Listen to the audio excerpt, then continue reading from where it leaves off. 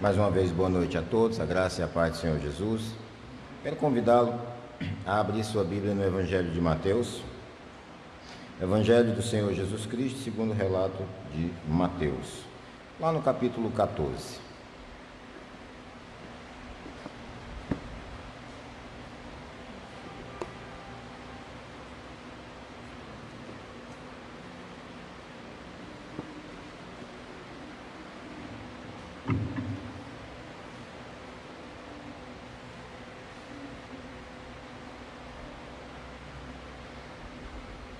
Você pode ir lá para o verso 14 também.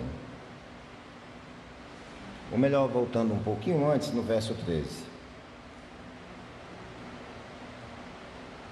Todos encontraram, amém?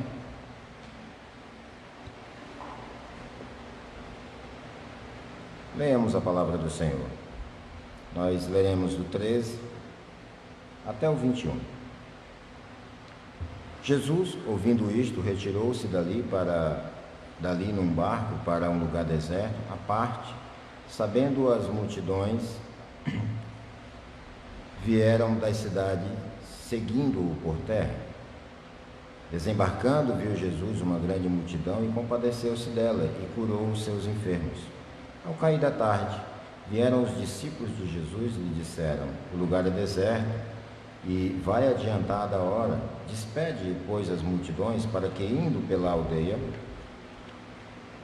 pelas aldeias, comprem para si alimentos, comprem para si o que comer. Jesus, porém, lhe disse: não precisam, retira-se.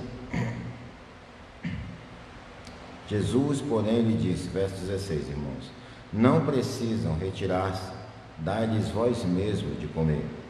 Mas eles responderam: não temos aqui senão 5 pães e 2 peixes. Então ele lhe disse: trazei-nos. E tendo Jesus mandado a multidão se assentasse sobre a relva, tomando os 5 pães e os 2 peixes, erguendo os olhos ao céu, os abençoou. Depois, tendo partido os pães, deu aos discípulos e estes às multidões. Todos comeram e se fartaram, e dos pedaços que sobejaram recolheram ainda 12 cestos cheios. E os que comeram foram cerca de 5.000 homens, além de mulheres e crianças. Podeis assentar, meus amados irmãos, curva a sua cabeça, vamos orar. Senhor nosso Deus, nós exaltamos e glorificamos o Teu santo nome nesta noite. Te pedimos, ó Pai Santo, justo e bendito, a Tua doce e maravilhosa presença em nossas vidas, neste culto. Te pedimos que o Senhor fale conosco nesta noite, através da Tua mensagem. Que os nossos corações sejam aquecidos por ela, sejam trabalhados. Te agradecemos pela oportunidade de louvar e exaltar o Teu santo nome nesta noite. Te pedimos que o Senhor, dia a dia, acrescente os eleitos a essa casa. Que o Senhor visite o coração de cada um daqueles que nos visitam hoje, falando também ao coração deles, atendendo-os, ó Deus, na medida das suas necessidades. Em nome de Jesus. Amém. Meus amados irmãos, esse texto é mais um relato dos milagres que Jesus fez nos seus evangelhos bem relatados. Esse milagre da multiplicação passou por uma daquelas tentativas de, digamos assim, de má interpretação da palavra de Deus. Os socialistas acusaram Jesus de ser socialista porque ele distribuiu pães aos pobres, mas Jesus não distribuiu pães aos pobres, ele multiplicou os pães. Entre muitos os milagres que ele fez, ele multiplicou os pães. Óbvio que esses pães eles foram distribuídos, mas ele fez essa multiplicação de maneira milagrosa. E esse milagre ele está relatado nos 4 evangelhos. Marcos no capítulo 6, Lucas no capítulo 9, João no capítulo 6 e Mateus no capítulo 14. Cada um trazendo de uma pequena diferença de um para o outro, mas relatando o mesmo milagre.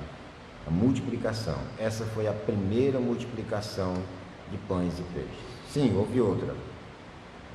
Agora, é interessante perceber que um pouco antes, quando nós voltamos um pouco na palavra,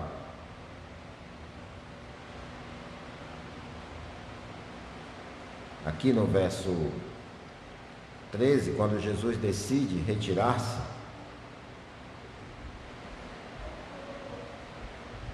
ele se afasta da multidão porque depois delas contemplarem outros milagres, elas resolvem nomeá-lo rei. E essa é a razão pela qual Jesus se afasta. Jesus e seus discípulos estavam cansados, eles necessitavam de descanso. Lá em Marcos, no capítulo 6, verso 31, deixa isso muito claro. Mas ainda assim, o coração do Senhor Jesus, mesmo cansado, ele se compadeceu, ele teve compaixão das multidões. Ele as observou como ovelhas que não têm pastor, ovelhas abandonadas. Ele ficou conduído. Nós usamos aqui na nossa região a palavra remoer-se, né? Ele ficou conduído, ele ficou entristecido, porque ele olhou para aquela multidão e as viu como ovelhas sem pastor. Essa palavra que a gente vê aqui no verso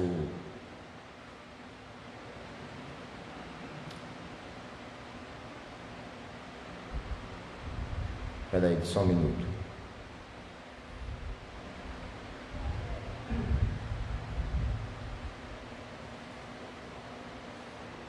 Compadeceu-se, me perdoe, meus irmãos. Essa palavra aqui nós vamos encontrá-la outras vezes no Novo Testamento, 6 vezes. E nós vamos encontrá-la nas palavras de Jesus. Jesus se compadeceu quando viu a necessidade das multidões. É o que está aqui no capítulo 9 de Mateus, e no verso 36.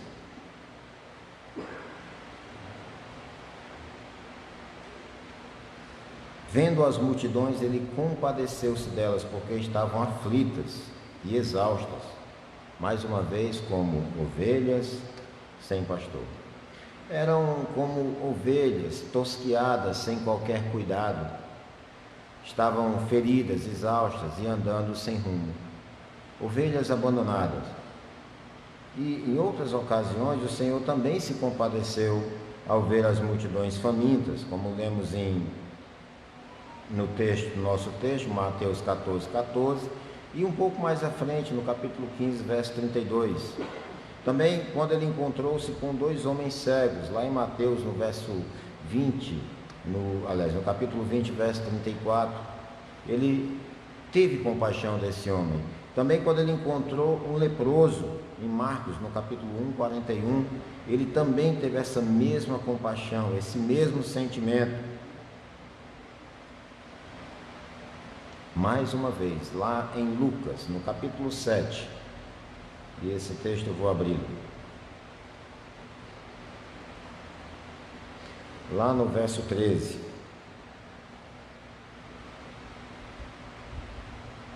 Quando Jesus vai entrando na cidade de Naim e se depara com o velório de um único filho, de uma viúva. E no verso 13 diz: vendo-a, o Senhor se compadeceu dela e lhe disse: não chore.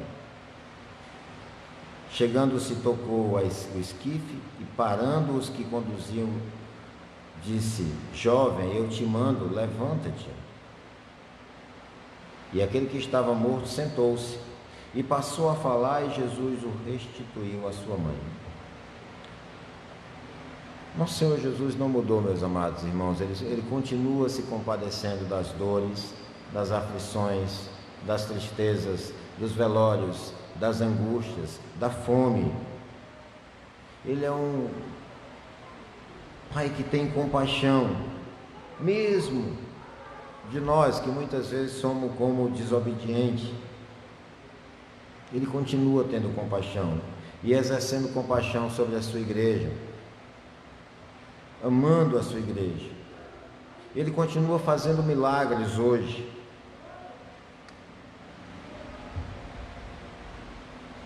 Nesse episódio que nós vemos nesse texto, Jesus ele empregou aqui 3 parábolas interessantes para nós podermos meditar sobre ela. Quando, falando desse termo de compaixão, quando o rei teve compaixão do seu servo falido e perdoou as suas dívidas, portanto, eu e você devemos perdoar uns aos outros. É o que nós encontramos em Mateus, no capítulo 18, versos 21 ao 35. Será que nós temos tido compaixão da mesma forma que o nosso Senhor tem tido compaixão de nós? Será que nós temos assumido o lugar, por exemplo, mais uma vez, quando nós vamos encontrar esse entendimento da compaixão, quando ele contou a parábola do samaritano, que teve compaixão de quem? Do judeu.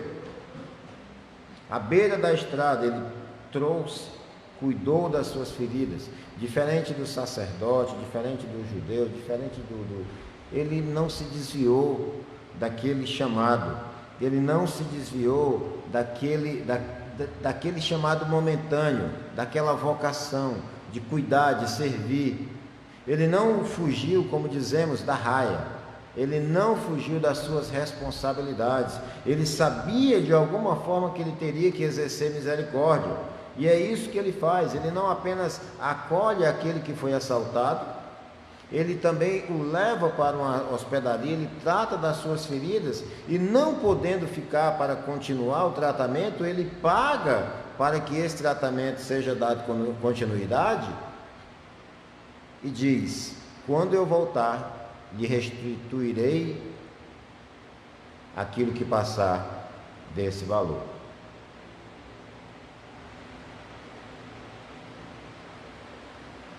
É dessa forma que nós devemos agir. Também ele falou da palavra da compaixão que o pai teve de um filho desobediente quando correu para saudá-lo. É o que está lá em Lucas, no capítulo 15, verso 20, onde nós temos a parábola do filho pródigo. Eu diria que onde nós temos a nossa parábola, a compaixão de perdoar, aliás, de ser perdoado, de ser restaurado à comunhão do Pai, de voltar a ter relacionamento com Ele. Muitas vezes, meu Deus, meus irmãos, Deus nos permite passar pelo sofrimento, nos permite passar pela escassez, nos permite passar pela dor, para que de alguma forma eu e você, a semelhança desse filho pródigo, esse filho que se desviou do caminho, descrito em Lucas, no capítulo 15, a partir do verso 11, possamos também, a semelhança dele, cair em si, olhar para dentro de nós e ver que nós precisamos nos arrepender, precisamos buscar ao nosso Deus, precisamos buscar o seu perdão, não apenas ficar só no discurso, porque o exemplo descrito nessa parábola é de alguém que se arrependeu, que gastou todos os seus bens, que saiu de uma situação de status, de recurso, como a gente diz, né, no popular, ele estava bem na foto, né, estava clique no Instagram em várias localidades e bem arrodeado de amigos, mas quando o dinheiro acabou, ele se viu necessitado, com fome, desejando comer das alfarrobas que eram servidas aos porcos. Já falei isso uma vez e repito, imagina para você um judeu, o nível de degradação para ele cuidar de porcos. Mas ele foi.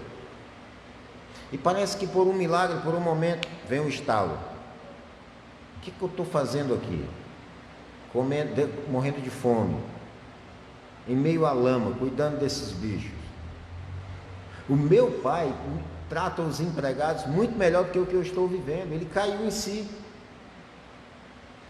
E caindo em si, ele diz o que? Eu preciso pedir perdão ao meu pai, eu preciso me restaurar o meu relacionamento com meu pai, ainda que eu não seja mais filho, mas seja pelo menos empregado. Eu gosto desse texto, meus irmãos, porque ele é um texto prático. Ele não é um texto filosófico. Ele é a posição de alguém que tomou uma decisão e mesmo diante de uma circunstância favorável, da qual ele não precisaria pedir mais perdão ao seu pai, que é o que a gente vê quando nós encontramos a promessa que está no verso 18, que diz: levantar-me-ei e irei ter com meu pai e lhe direi, pequei contra o céu diante de ti. No verso 19, já não sou digno de ser chamado teu filho, trata-me como um dos teus trabalhadores. O verso 20 é a prática. Não ficou só no discurso, não ficou só na alegoria, não ficou só no desejo, não foi uma coisa que veio no coração e depois desapareceu. Não, ele se levantou e foi, como ele disse que teria feito. Foi e pronto. Vinha ele ainda de longe quando seu pai o avistou, e compadecido, essa mesma compaixão que nós encontramos em Jesus, compadecido dele, correu e o abraçou. Nesse momento, a maioria de nós deixaria para lá. Ora, se ele me abraçou, ele já me recebeu, eu não preciso mais pedir perdão. Era assim que talvez eu e você agíssemos, mas ele cumpriu com a palavra dele. E ele disse no verso 21, Pai, pequei contra o céu diante de ti, já não sou digno de ser chamado teu filho.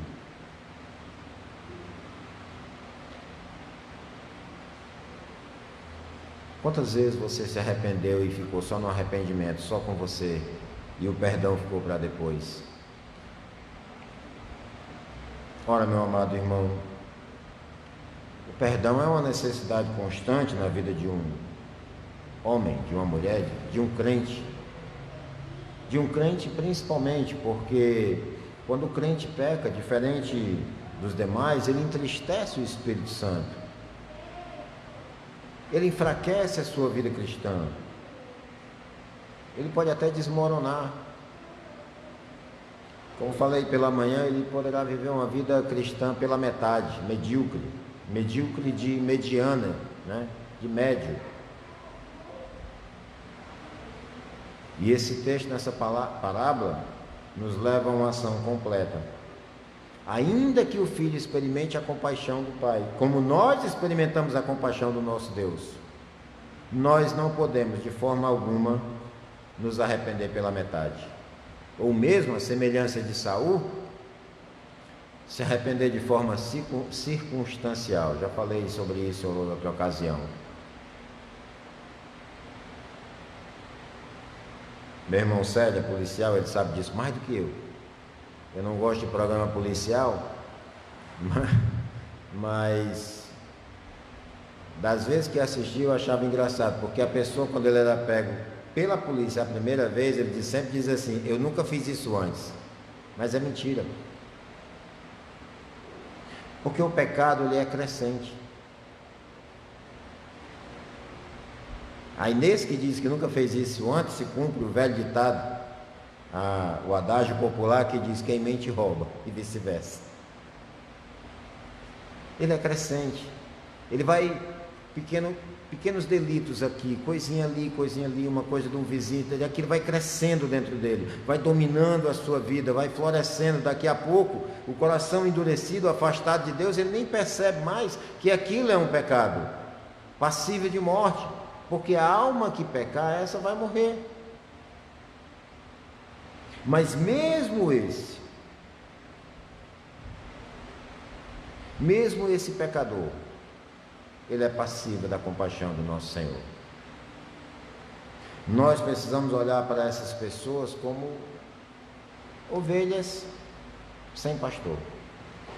Nós não sabemos quem é que está escrito no livro da vida? Eu não sei. Se você sabe, bom, mas eu não sei. Nós não sabemos. Por isso, pregamos o Evangelho a tempo e a fora de tempo e a todos. E a palavra do Senhor, ela se cumpre quando ela não volta vazia. E por que eu estou falando isso? Eu estou falando de compaixão, falei de arrependimento, falei de pecado. Aliás, pecado e arrependimento, porque nós precisamos olhar com compaixão.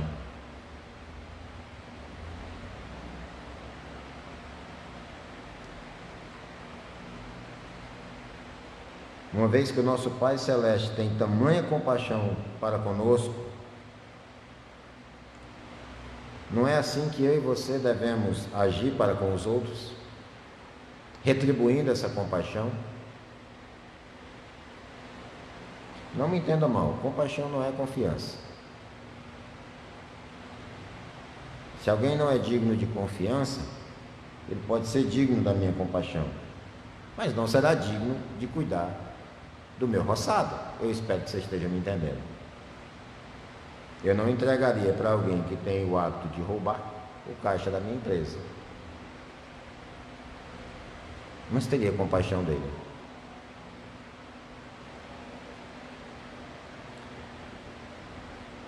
Meus irmãos, voltando aqui mais para dentro do nosso milagre,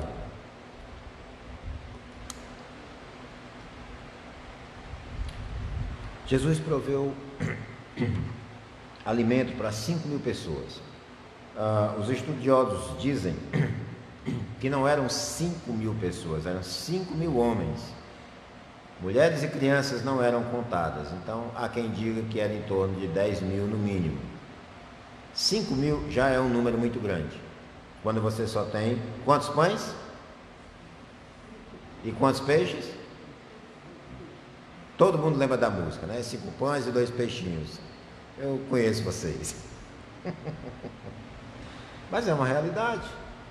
Quando você não tem muito, você talvez possa usar a sua escassez como desculpa para não buscar o milagre, para não fazer o que tem que ser feito, para não dar o primeiro passo, para não ser ousado, para quem sabe até nem orar pedindo ao Senhor que abra provisão.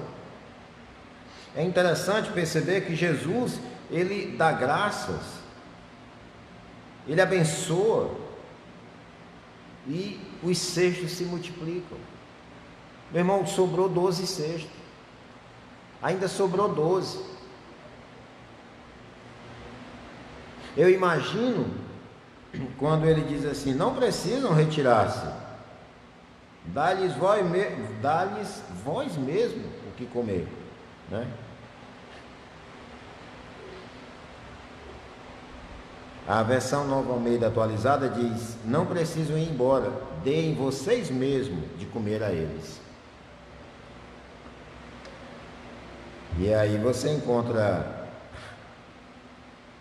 no texto de referência o discípulo dizendo: nem 200 denários daria para a gente alimentar esse povo todo. É muita gente, não tem dinheiro que compra. É melhor mandar eles pegar o beco, é melhor mandar eles saírem. Nós não temos como alimentar. Em João, o apóstolo João diz que Jesus ele estava provando os apóstolos, os discípulos, para que ele já sabia que ia fazer o milagre. João deixa isso muito claro para nós.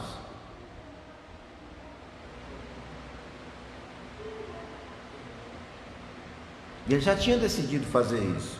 Ele já sabia que as ovelhas estavam com fome. Eles já sabiam que elas estavam abandonadas pelo seu pastor. Elas estavam machucadas, entristecidas.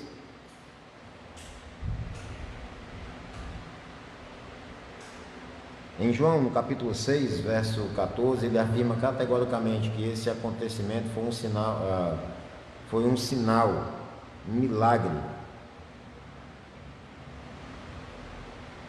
É por isso que a multidão queria proclamar Jesus como rei.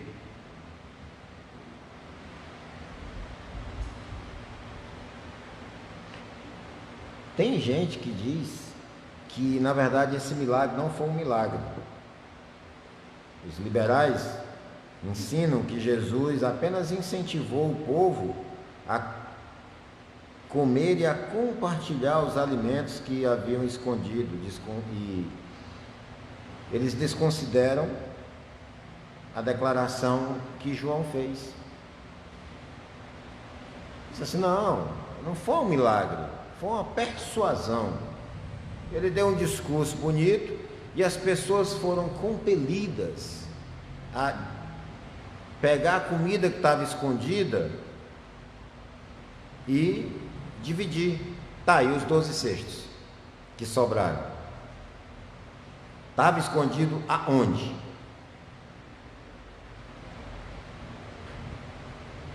Meus irmãos, uma das grandes armas da teologia liberal é negar os milagres da palavra de Deus. Negando os milagres, você nega o poder. E se a palavra de Deus não tem poder, poderia eu dizer o mesmo que Paulo: é vã a nossa fé. Mas é uma palavra completa. A gente não precisa imaginar muito a situação desconcertante que os discípulos viveram naquele momento. Uma multidão atrás dele, faminta, provavelmente eles também estavam com fome, sem o que comer. E embora ele soubesse que Jesus era poderoso para suprir as necessidades de todos, mas ainda assim eles não buscaram ajuda. O que eles fizeram antes? Eles foram ver o que tinha, quem tinha alguma coisa. Eles não foram diretamente a Jesus, porque quando Jesus deu o sinal aqui, no verso 17, no verso 16, dá-lhes vós mesmo de comer. No verso 17 eles responderam: não temos aqui senão 5 pães e 2 peixes. O assunto ele é corrido, ele continua, foi em sequência. Não, nós já procuramos, nós já tentamos dar um jeito, Jesus, mas nós achamos aqui 5 pães e 2 peixes. Isso é muito parecido comigo e com você. Muitas vezes nós, independente da situação e do milagre, a gente primeiro tenta dar o nosso jeito, depois a gente ora, se der tempo. Depois a gente ora. Eu escutei um relato de um pastor que serve nessas igrejas da Janela 1034, ali nesses países que terminam com ão, que esses países, aparentemente, que terminam com ão, parece que servem a... deixa para lá, não vou rimar. E acho até que já contei aqui, mas uma dessas mulheres, dessas famílias novas convertidas, não foi ao culto. O culto não é assim, com essa beleza que a gente tem aqui, a liberdade, né? Normalmente é num lugar escondido. E o pastor se preocupou com ela e foi visitá-la no dia seguinte. E ela disse que passou a noite orando pelo filho dela que estava com a febre e não baixou. E ele criticou, ela disse: irmã, nós estamos aqui como igreja, como seus irmãos, você poderia muito bem ter ligado, ter dado um sinal, a gente vinha, levava você para o hospital. Ela disse assim: pastor, eu não posso levar o meu filho para o hospital, porque se eu levar o meu filho para o hospital e lá eles fazem o meu cadastro, descobrem que eu sou crente, eu estaria morta no dia seguinte, eu e minha família. A solução que eu tinha era orar. E ele, muito entristecido, ele olhou para ela e disse: irmã, me perdoe porque eu venho de uma cultura do Brasil onde primeiro a gente vai buscar os nossos recursos, depois a gente se preocupa se é para orar ou não, se a gente fala com Deus para Ele abrir as portas ou não. Primeiro nós tomamos o nosso ponto de vista, nós fazemos o que sabemos fazer, fazemos o que devemos fazer, mas esquecemos de orar. Meu amado irmão, tem muita gente, mesmo dentro da obra do Senhor, que está muito envolvido, mas tão envolvido na obra que esquece de falar com o dono da obra, e aí transforma a obra num fardo. Nós devemos buscar providência, provisão naquele que realmente pode fazer o milagre. 5 pães e 2 peixes, e um pouquinho de dinheiro que tinham em mãos. Foi que eles olharam: bom, nós só temos 5 pães e 2 peixes. Cadê o sol? Está se pondo. Não tinha luz elétrica. O que a gente vai fazer? Num lugar desolado, distante, ficando escuro. Foi que eles disseram para Jesus: manda esse povo embora. Se a gente mandar, eles não vão. Porque se eles fossem, eles tinham mandado. Manda esse povo embora. Mas Jesus diz: não precisam ir. Vocês podem dar de comer a eles.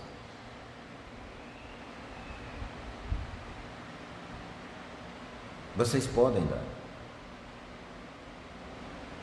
Muitas vezes é mais fácil para nós dar uma desculpa esfarrapada para não ajudar alguém, para não cuidar, para não socorrer. 1 quilo de alimentos, se eu pudesse eu dava uma cesta, mas 1 quilo, meu irmão, para quem está com fome, meio quilo resolve, quero garantir para vocês. Estou dando um exemplo, mas pode ser várias situações. Onde eu posso, caminhando nesta terra, olhar para alguém com misericórdia, com compaixão, e ser sal e ser luz na vida dessa pessoa. O que esses discípulos fizeram não é muito diferente do que o povo de Deus faz hoje. Não é muito diferente.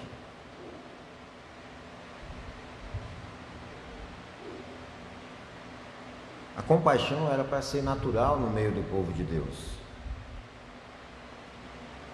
Eu imagino Jesus observando aqueles discípulos frustrados, tentando resolver o problema, embora ele já sabia o que ele ia fazer, lá em João 6,6. Já sabia, eu vou olhar, só observando.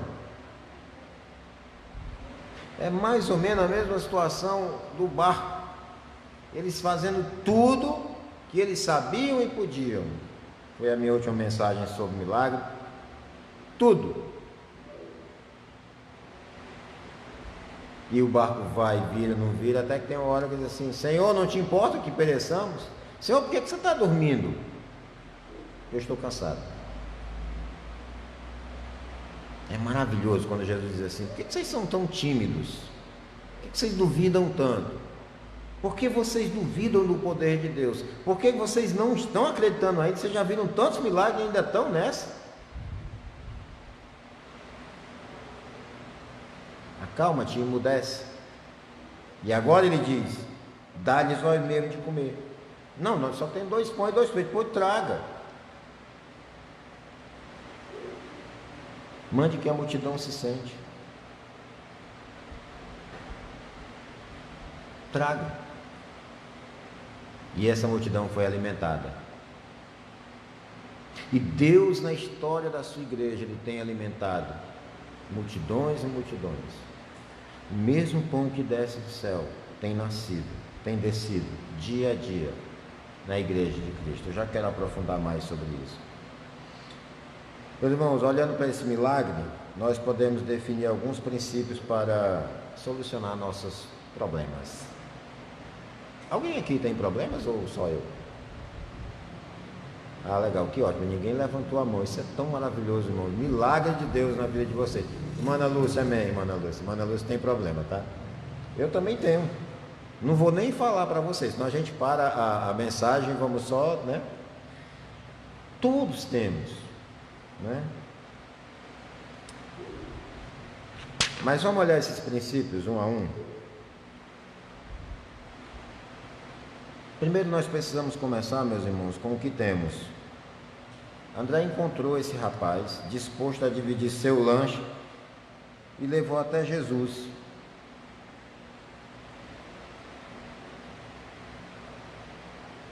Deus parte de onde estamos e usa o que temos naquele momento.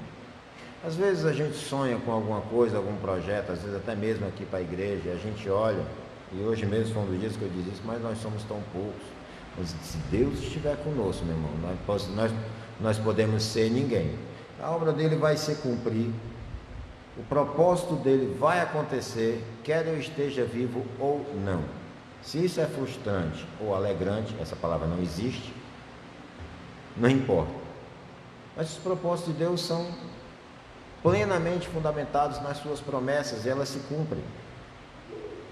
Então, Deus, Ele quer usar você com os poucos recursos que a gente tem, aqui onde você está.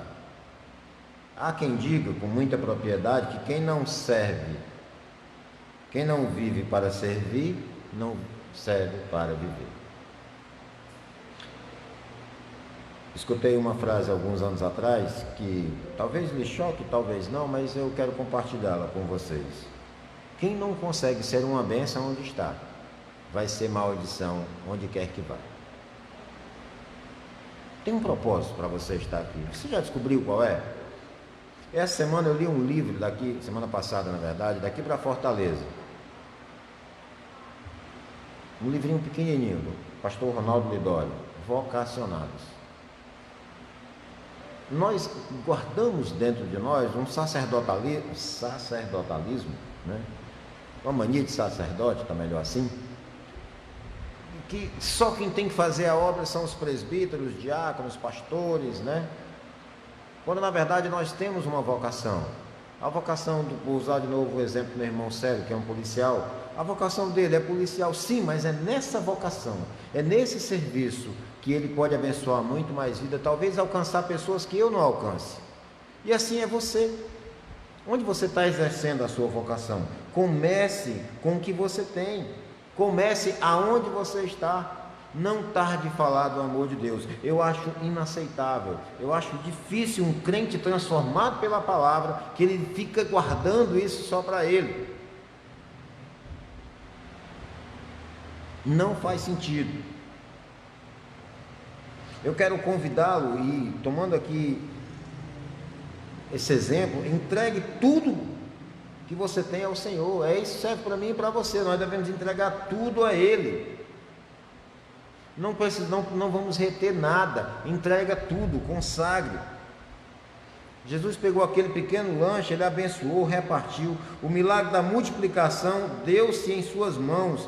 Se Deus está presente, deixa eu lhe dizer uma coisa, se Deus está presente, o pouco se transforma em muito, e o que faltava vira sobra, e essa sobra é para ser guardada, não é para ser mal administrada. Jesus partiu o pão e deu os pedaços para os discípulos, que por sua vez alimentou toda aquela multidão. É assim que Deus faz. O nosso Deus ainda faz milagre e vai continuar fazendo. Você está vivo? Ei, olhe para você e diga: eu sou um milagre. Pode olhar, porque se você poderia não estar vivo, independente dessa pandemia que assolou o mundo, você poderia não estar vivo, e se você está vivo, é milagre.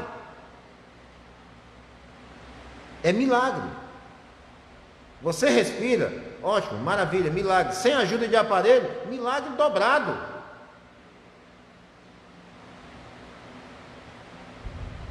Aprenda a agradecer essas coisas que a gente só sabe quando faltam. Um peixe, meu irmão, ele só tem consciência da existência da água, porque a água é o seu habitat natural, quando ele é tirado dela.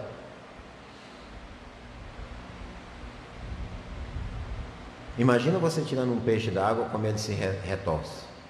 Quem já pescou aqui deve saber. Agora imagina se tiram o ar. Não dá tempo de se retorcer. O ser humano vive muito pouco tempo sem ar. Ele pode passar um bom tempo sem água. Não é saudável. Viu, meninas? Não é saudável. Mulheres. Mas sem ar, não. Mas esse é um milagre. Continuando, obedecer às ordens de Jesus. Os discípulos pediram que a multidão se assentasse conforme Jesus havia ordenado. Em seguida, pegaram os pedaços de pão e distribuíram ao povo e descobriram que havia suficiente para todos. Sabe uma cena que não está no texto, mas eu fico imaginando os discípulos ali com aquele cesto e pegando, E a pessoa lá tirava e disse: rapaz, será que vai dar para o outro ali? Mas tem mais um montezinho ali, tem mais uns 10, tem mais uns 50, né? O grupo era de 50, né? Tem mais 50 ali. Ele botava aqui, fechava os olhos, aí ficava alguém sem, né? Quando eu olhava, lá está o cesto cheio de novo. E assim foi, e sobrou 12 cestos. Você já imaginou como é maravilhoso? Ainda diante de um milagre, você está ali, você tira e não seca. E não seca. Meu irmão, quando você entrega a Deus, se multiplica.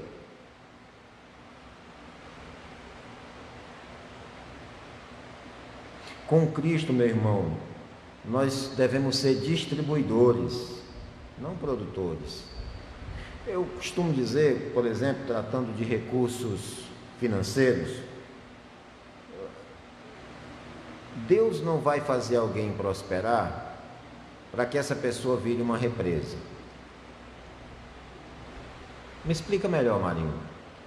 Imagina uma represa, para frente, tudo seco, sim ou não? Da represa para dentro, muita água.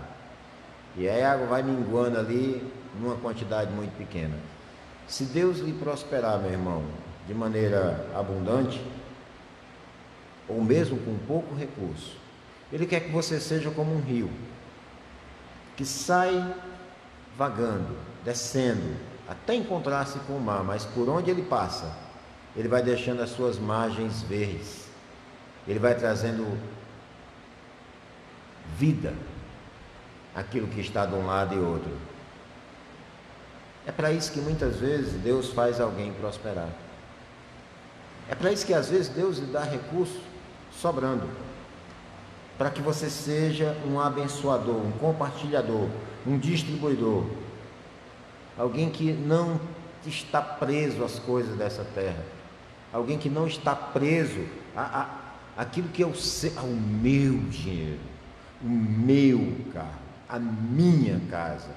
E aí você pega, vai lá no Salmo e rasga quando o Senhor diz: do Senhor é a terra e toda a sua plenitude. Aproveita e rasga também: tu és pó e ao pó retornará. Eu estava falando hoje com o irmão Tarcísio, olhando aqui com as telhas, mas assim, tudo que nós temos nessa terra foi bênção de Deus. Deus providenciou para que nós manuseássemos os materiais e usássemos o que temos. Até um tablet desse, que tem fios de ouro, tecnologia que a gente chama de última geração, na verdade é tudo material antigo. É ouro, cobre, plástico, e aí vai. Tudo Deus deixou aqui para ser manuseado. Aí você olha para uma telha dessa, ela é de quê? Barro. E nós? Pois é, né? Nem ouro tem. É barro. É pó. Louvado seja Deus. Porque mesmo sendo pó, Ele teve misericórdia e compaixão desses que Ele escreveu o seu nome no livro da vida. E até hoje, e por toda a eternidade, Ele estará segurando e preservando em suas mãos. Outra coisa que a gente deve pensar sobre isso, meus irmãos, é que Deus, Ele vai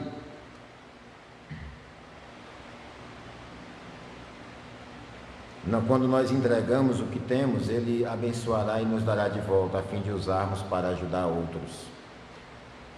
Quando você retém aquilo que você está ganhando só para si, aquela semente, ela acaba apodrecendo. Semente foi feita para ser plantada. Seja um abençoador. Nós precisamos também conservar os resultados. Foi o que aconteceu? Depois do povo ter comido e se fartado, ainda havia o quê? Quantos cestos? Quem lembra? 12 cestos.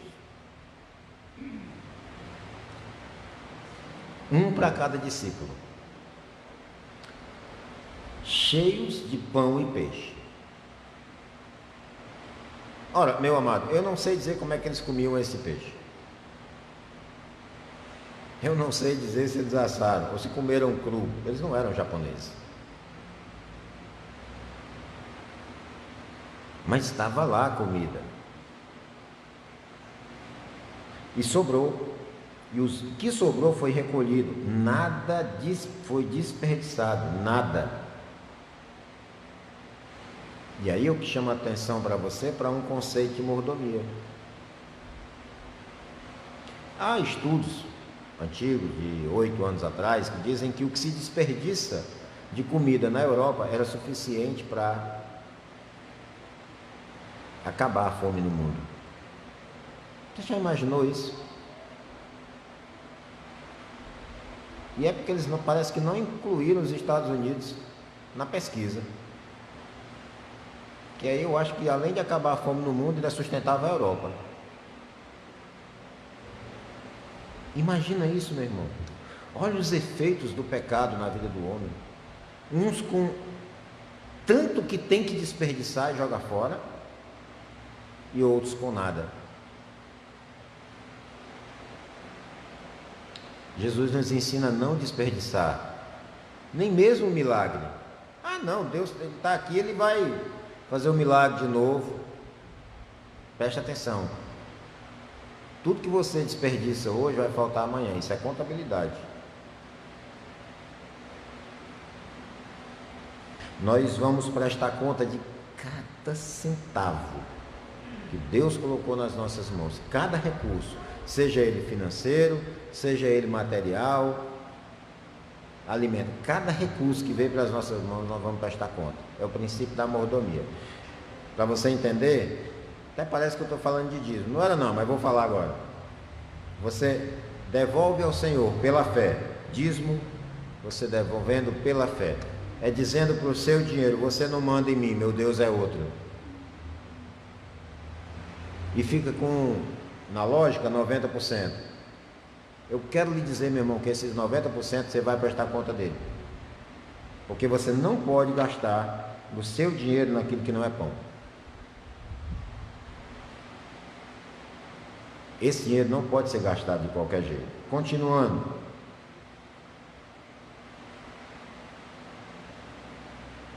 Imagina se você estivesse ali e fosse aquele garoto. De ver o seu produto, os seus 5 pães e 2 peixes alimentar 5.000 pessoas. Só que com um detalhe, não era mais dele, era do Senhor. E sendo do Senhor, é muito mais. É muito mais.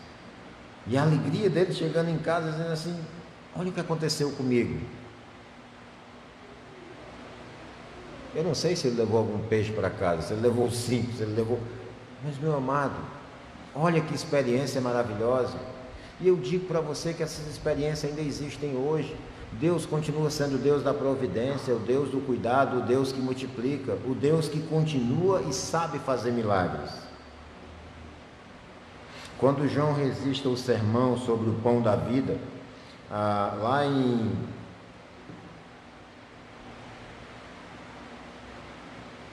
João 6, 22 em diante, olha que interessante. Vamos lá no texto. João 6, a partir do 22.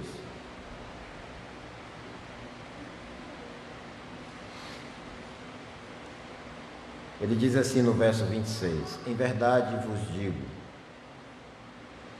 em verdade vos digo, vós me procurais, não porque vistes sinais, mas porque comeste dos pães e vos fartastes. Vocês estão me procurando atrás de comida. Não é só porque vocês viram os sinais, os milagres, vocês estão atrás de comida. E ele diz assim, trabalhai não pela comida que perece, mas pela que subsiste, para a vida eterna, a qual o Filho do Homem vos dará, porque Deus, o Pai, o confirmou com um selo.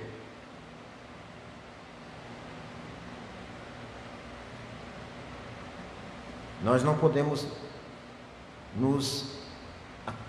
como é que eu posso dizer, meu irmão? Nós não podemos nos acomodar apenas com a comida que vamos comer hoje ainda, ou amanhã no café ou no almoço. Nós temos que nos preocupar muito, meu irmão, com a comida espiritual, com o alimento que fortalece a nossa vida, com o alimento que nos dá a vida eterna, que nos vai cumprir o que está aqui no verso 29, que é crer naquele que foi enviado, através do alimento espiritual. Jesus, no texto de João, no verso 31 do capítulo 6, diz assim: nossos pais comeram o maná no deserto, como está escrito, deu-lhes a comer pão do céu. E Jesus vai responder assim: em verdade vos digo, não foi Moisés quem vos deu o pão do céu, o verdadeiro pão do céu é meu Pai quem vos dá, porque o pão de Deus é o que desce do céu e dá vida ao mundo. E aí no 35 ele diz: eu sou o pão da vida, o que vem a mim jamais terá fome, o que crê em mim jamais terá sede. Porém eu já vos disse que, embora me tenhais visto, não credes. Como é que está o seu relacionamento de fé com Jesus? Mesmo diante dos milagres relatados na sua palavra, e milagres que você tem visto, quantas pessoas, através da bondade de Deus, da misericórdia, não foram preservadas de serem ceifadas desse mundo só no último ano? Conta-se mais de 500 mil de mortos. Atribui-se, do qual eu não acredito, ao coronavírus. Mas e os que escaparam? Não contam? Numa guerra, os generais contam os que ficam pelos campos de batalha, ou os que ainda estão de pé segurando os seus fuzis?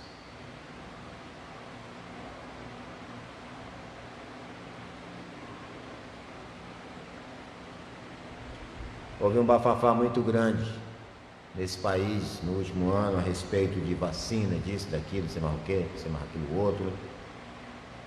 E eu vi pessoas desesperadas, loucas nas suas redes sociais, desejando vacina, tomaram uma vacina que sequer tenha sido inventada e tudo, e depositando toda a sua fé e confiança na ciência e tudo. Idólatras, doentes, cegos, pobres, miseráveis e nus.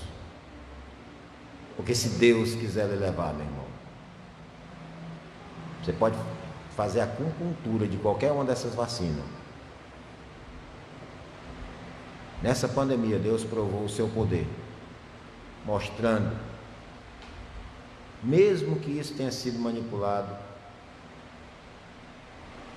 que Ele ainda é soberano e que nós somos pó, que é menos do que telha. Telha pelo menos tem um formato.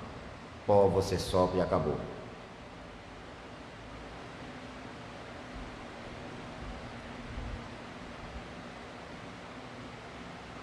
A igreja do Senhor precisa agir diferente dos papéis do mundo. Ela precisa buscar no Senhor as suas soluções. Os problemas estão aí acontecendo, as dores, as enfermidades, as tristezas, as perdas.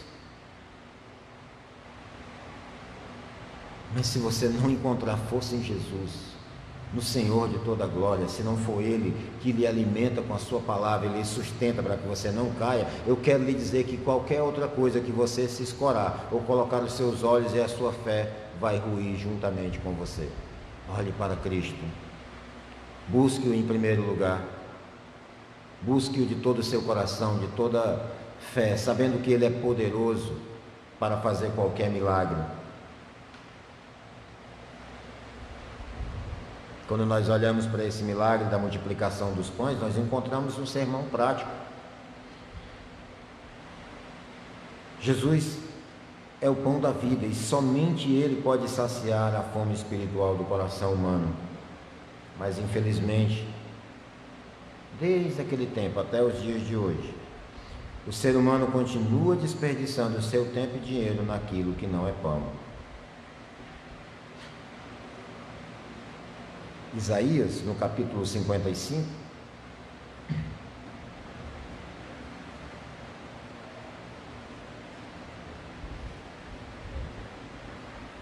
A partir do verso 1, quero ler para vocês rapidinho, diz assim: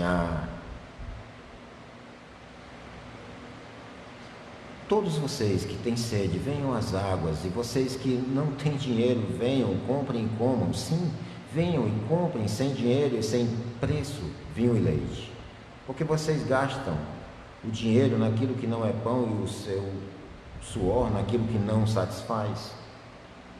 Ouçam com atenção, eu digo, comam o que é bom e vocês irão saborear comidas deliciosas. Deem ouvidos e venham a mim, escutem e vocês viverão, porque farei uma aliança eterna com vocês, que consiste nas fiéis misericórdias prometidas a Davi. Eis que eu fiz dele uma testemunha aos povos e um príncipe e governador. Eis que você chamará uma nação que você não conhece, que nunca conheceu, virá correndo para junto de você por causa do Senhor, o seu Deus, do Santo de Israel, porque este o glorificou. Diz assim no verso 6: busquem o Senhor enquanto ele pode ser encontrado, invoquem-no enquanto ele está perto. E ele convida que o ímpio abandone o seu mau caminho e o homem mau os seus pensamentos. Converta-se ao Senhor, que se compadecerá dele, e volte-se para o nosso Deus, porque é rico em perdoar.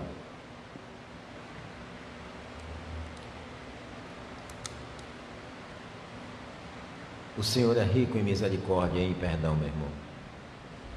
Mas muitas vezes nós preferimos buscar as nossas soluções. Nós preferimos pagar. Talvez, se um dia faltar dinheiro suficiente e faltar recursos e alimento, a gente, agora é o jeito, orar. Não espere a calamidade para se dobrar. Não espere a calamidade para ser perdoado. Busque a Deus enquanto ainda pode achar. Buscai ao Senhor. Ouça o chamado de Deus. Ele mesmo diz que vocês vão me buscar e vão me encontrar quando isso fizerdes de todo o vosso coração. Talvez, se você está vivendo uma luta hoje, essa luta é para enfraquecer os seus joelhos. Talvez sacrificar um pouco, quem sabe todo, do eu tão vivo e tão presente em cada um de nós, da velha criatura que se acorda 1h30 antes de nós todos os dias, para nos lembrar que ainda somos pecadores. Mas, meu amado irmão, não tarde, diante das dificuldades que você tem vivido, a buscar o Senhor nosso Deus,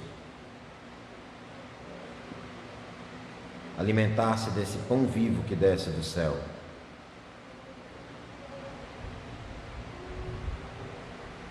E jamais ter sede,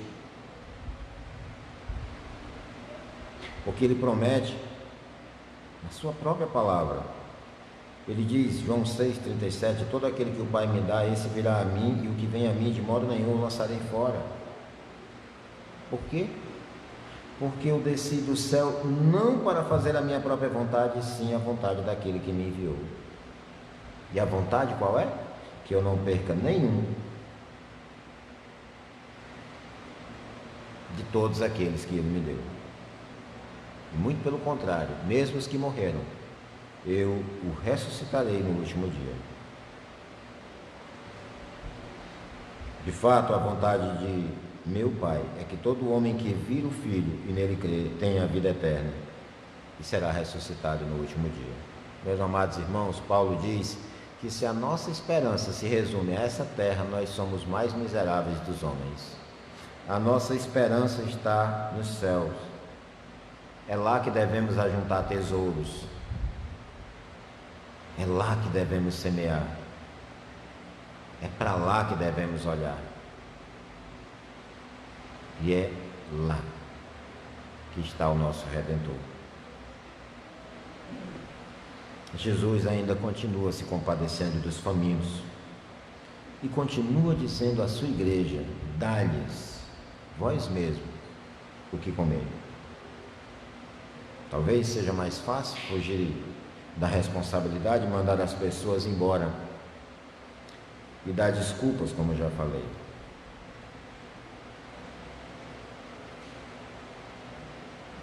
Dê a Jesus tudo que você tem. Entrega teu coração a Ele, teus planos, teus projetos. E Ele vai usar da maneira que Ele lhe apraz, da maneira que for mais agradável para Ele. Um mundo que tem se alimentado de substitutos vazios,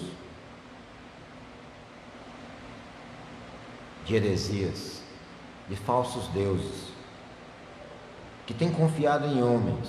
A igreja do Senhor não pode privá-los do verdadeiro pão da vida. Se você e eu entregarmos a Jesus tudo que temos, nunca vamos sair perdendo. Sempre acabaremos por receber mais bênçãos do que tínhamos antes.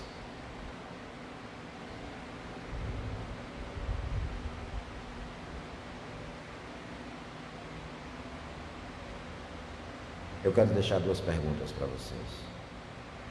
A primeira é para nós: temos partilhado do pão que recebemos? Não só o alimento físico que é necessário para o corpo, mas a palavra, o pão espiritual que transforma vidas. Quando foi a última vez que você partilhou o pão do céu com os famintos nessa terra? Pense sobre isso. Eles estão famintos. Muitos estão depositando sua confiança em homens, em objetos, em falsos deuses, em ídolos, e aí vai. E comendo serragem, quando poderiam estar se alimentando do pão dos céus. É claro que você vai servir pão a muita gente que vai amassá-lo e jogá-lo fora. Mas não será com você que ele prestará contas. Confiados na promessa de que a minha palavra nunca voltará para mim vazia,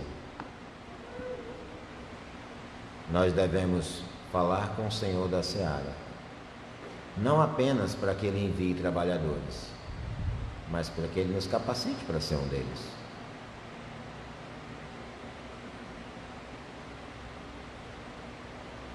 Curva a sua cabeça, vamos orar. Senhor maravilhoso, Deus eterno, louvamos e exaltamos o Teu santo nome e Te agradecemos, ó Pai, porque Tu tens sido bom e maravilhoso.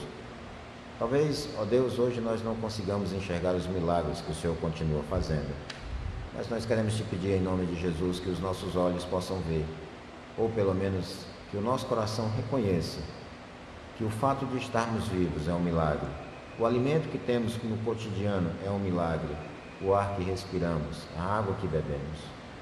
Tudo nessa terra, Deus, reflete para a Tua glória. Que nós, Pai, não fujamos dessa responsabilidade de viver, existir para a glória do Teu santo nome, nessa terra e na eternidade. Abençoa esse povo que nos ouve. Derrama graça, compaixão e misericórdia sobre cada um deles. Fala ao coração daqueles que nos escutaram hoje e que o Teu Espírito possa levar a Tua palavra ao coração de cada um de nós, para que ela seja ativa, para que não sejamos ouvintes negligentes, mas sim operosos e praticantes. Muito obrigado por este culto. Em nome de Jesus. Amém.